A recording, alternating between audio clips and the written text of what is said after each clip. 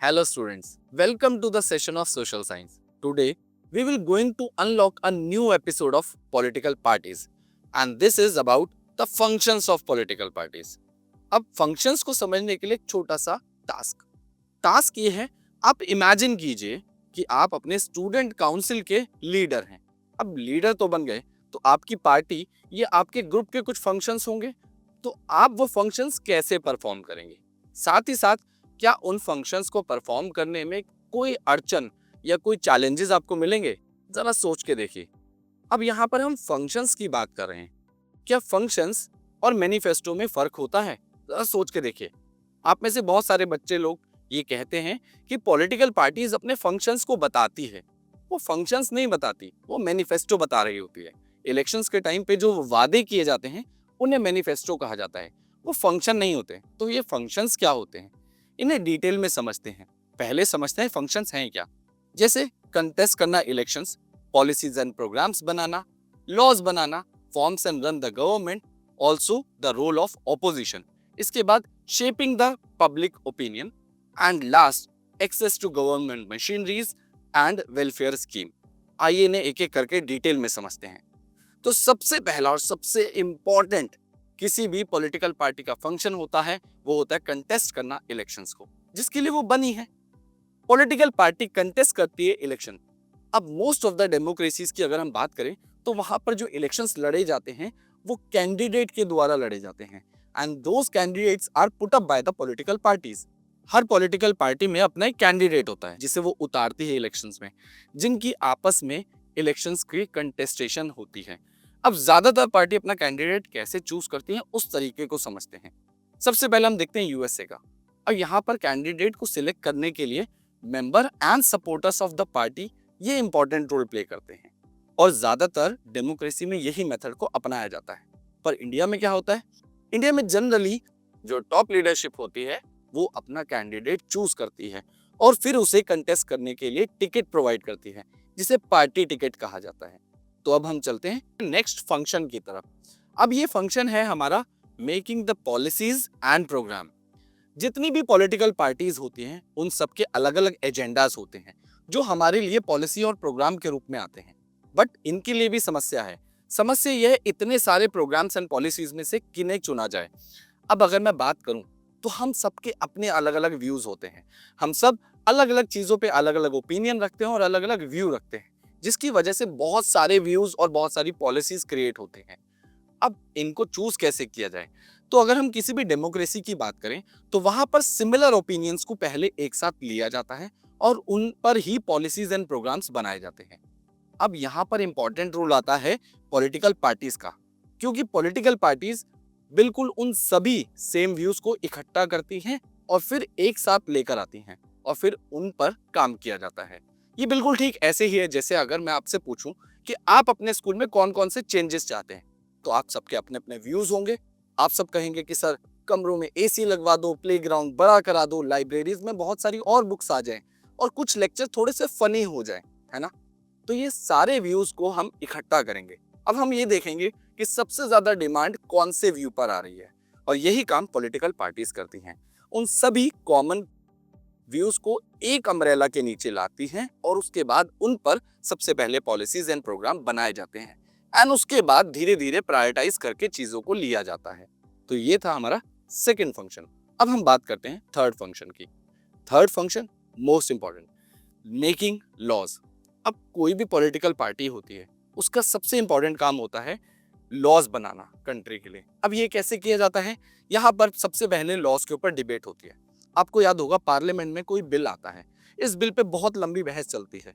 अब इसमें सभी लोग अपने अपने व्यूज रखते हैं, उसके ऊपर डिबेट होती है. देन एक बार वो एक हाउस में पास होता है, दूसरे हाउस में जाता है और उसके बाद राष्ट्रपति जब तक उस पर साइन नहीं करते तब तक वो लॉ नहीं बनता. अब ऐसे में राष्ट्रपति जी के साइन के बाद ये लॉ बन जाता है. Since most of the member, अब यहाँ पर एक छोटा सा ट्विस्ट है. जनरली होता क्या है, जो मेंबर्स होते हैं जो एक पार्टी को बिलोंग करते हैं, चाहे उनका व्यू अलग क्यों ना हो, पर फिर भी वो अपनी पार्टी के डिसीजन के साथ चलना पसंद करते हैं. जिससे पार्टी की एकता बनी रहती है। अब हम चलते हैं अगले फंक्शन की तरफ। अगला फंक्शन है form and run the government. अब कोई भी पॉलिटिकल पार्टी फॉर्म कैसे करती है, वो करती है, ध्यान से समझते हैं। मान लेते हैं 100 सीट्स हैं। अब 100 सीट्स में से ए, बी और सी पार्टी कंटेस्ट कर रहे हैं। अब ए को मिलती हैं 50, या हम इसको 60 कर लेते हैं। यहां मिलती हैं 30 और यहां मिलती हैं 10। सारी सीट्स आपके पास आ गई। अब ए पार्टी के पास सबसे ज्यादा सीट है, तो ये बनाएगी गवर्नमेंट। और इसका रूल क्या है, n यानी total number of seats divided by 2 plus 1। ये तरीका चलता है किसी भी पार्टी को गवर्नमेंट बनाने के लिए। किसी भी पार्टी को अगर रूलिंग पार्टी में बदलना है तो उसे कम से कम मेजॉरिटी लेनी पड़ेगी, और वो होती है मोर देन 50। तो इस तरीके से हम देखेंगे कि पॉलिटिकल पार्टीज गवर्नमेंट बनाती हैं। ये गवर्नमेंट बनाने के बाद बड़ी बड़ी जितने भी डिसीजंस होते हैं ये लिए जाते हैं बाय द पॉलिटिकल एग्जीक्यूटिव। ये पॉलिटिकल एग्जीक्यूटिव कौन है, जो पार्टी से चुनकर आते हैं। अब इसके बाद हम बात करते हैं नेक्स्ट की। अब कोई भी पॉलिटिकल पार्टी है, उसमें लोगों को रिक्रूट कैसे किया जाए। सबसे पहले वो लोगों को रिक्रूट करती है, उन्हें लीडर्स बनाती है, फिर उनकी ट्रेनिंग की जाती है। जब वो अच्छे खासे ट्रेंड हो जाते हैं तो उन्हें मिनिस्ट्रीज दी जाती हैं और उन्हें मिनिस्टर बनाया जाता है, और फिर जिस तरीके से वो गवर्नमेंट को चलाना चाहते हैं वो चला लेते हैं। तो है ना अच्छी चीज। अब हम समझते हैं नेक्स्ट फंक्शन को। अब यहाँ पर ऑपोजिशन का रोल है। अब आप सोचोगे कि सर ये ऑपोजिशन क्या होते हैं। दोबारा से चलते हैं और उसी एग्जाम्पल से समझते हैं। मान लेते हैं 100 सीट्स हैं। अब इस 100 सीट पे 3 पॉलिटिकल पार्टीज कंटेस्ट कर रही हैं इलेक्शन, ए, बी और सी। ए को 60 सीट्स मिलती हैं, बी को 30 सीट्स मिलती हैं और सी को 10 सीट मिलती हैं। अब ऐसे में रूलिंग गवर्नमेंट किसकी बनी, ए की, तो ये बन जाएगी रूलिंग पार्टी। पर इन दोनों का क्या, ये दोनों क्या करेंगे, जीते तो ये भी है ना। तो ऐसे में ये दोनों मिलकर रोल प्ले करेंगे ऑपोजिशन का।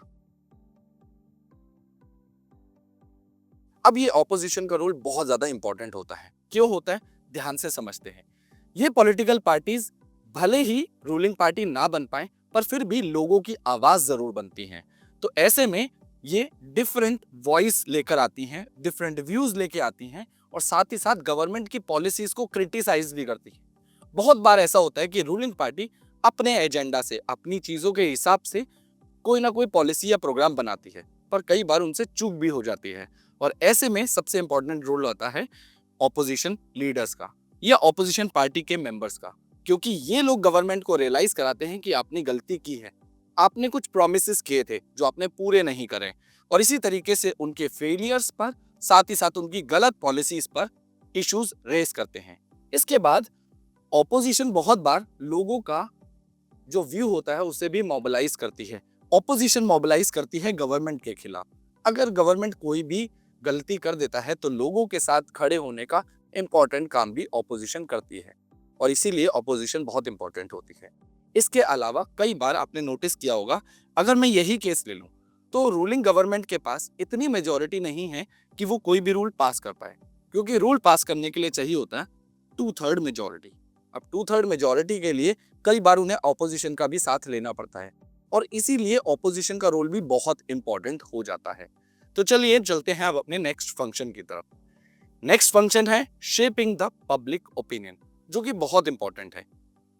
पॉलिटिकल पार्टीज पब्लिक ओपिनियन को शेप करती हैं। कैसे? वो रेस करती हैं और हाईलाइट करती हैं सारे लोकल लेवल के इश्यूज या लोगों के द्वारा हो रही प्रॉब्लम्स को। पार्टीज के पास बहुत सारे मेंबर्स होते हैं। आप लोगों ने देखा होगा, पार्टी के लीडर होते हैं, पर उनके फॉलोअर्स भी तो होते हैं। बहुत सारे एक्टिव मेंबर होते हैं जो उनमें रोल प्ले करते हैं। साथ ही साथ उनकी एक्टिविटीज होती हैं जो बहुत सारे लोगों तक जाती हैं। आप अपने घर को इमेजिन कीजिए, आपके घर में बहुत सारे लोग हैं जो अलग अलग पार्टीज को फॉलो करते होंगे।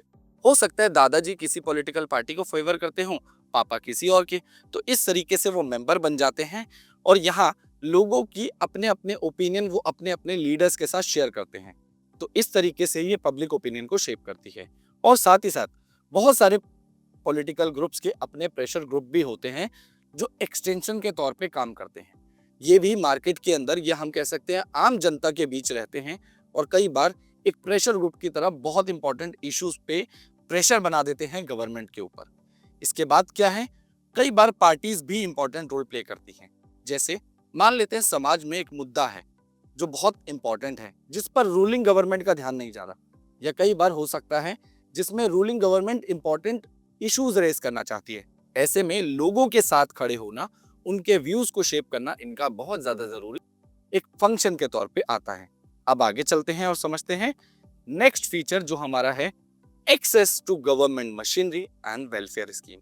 अब यहाँ पर लोगों का एक्सेस कैसे होगा, इसको ध्यान से समझते हैं। पॉलिटिकल पार्टी लोगों को एक्सेस देती है। कैसे? अब आप सोच के देखिए, क्या कोई भी पॉलिटिकल पार्टी अचानक से बन गई थी? नहीं।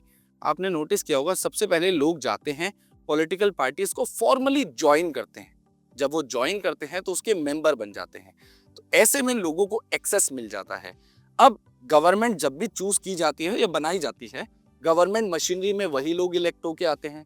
इसीलिए हम कहते हैं ना कि आप लोग देश का भविष्य हो, क्योंकि आप बड़े होंगे, कोई ना कोई पॉलिटिकल पार्टी को चूज करेंगे, फिर वहीं से इलेक्शन लड़ेंगे और गवर्नमेंट मशीनरीज में एंटर हो जाएंगे, और वहीं से आप वेलफेयर स्कीम्स और इन सब चीजों के बारे में सीखेंगे जो गवर्नमेंट इंप्लीमेंट करती है। इसके बाद एक ऑर्डिनरी सिटीजन की बात करें तो उसके लिए अपने लोकल लीडर को अप्रोच करना बहुत आसान होता है, रादर देन एक गवर्नमेंट ऑफिशियल के पास जाना। कई बार ऐसा होता है गवर्नमेंट ऑफिसर्स के पास टाइम नहीं है, पर आपने देखा होगा कोई छोटी मोटी समस्या होती है, आप अपने एरिया के एमएलए या अपने एरिया के काउंसलर या एमपी के पास जाते हैं, वो काम थोड़ा जल्दी हो जाता है। तो इस तरीके से कहीं ना कहीं लोगों का ट्रस्ट बनता है।